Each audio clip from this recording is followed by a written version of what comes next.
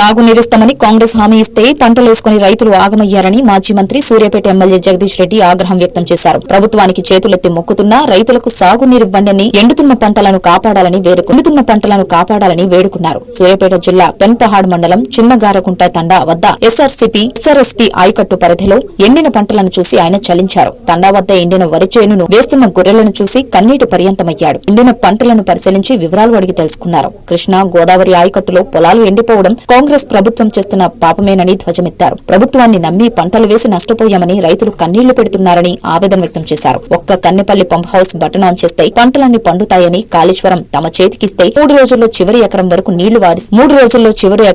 నీళ్లు పారిస్తామని మంత్రి ఉత్తమ్ కుమార్ రెడ్డికి సవాల్ విసిరారు. నీళ్ళు ఎండి రైతులు కాపాడండి. దుర్మార్గం ఇది. ఇంత దుర్మార్గంగా ప్రభుత్వం ఉండడం అనేది పద్ధతి కాదు. వాస్తవానికి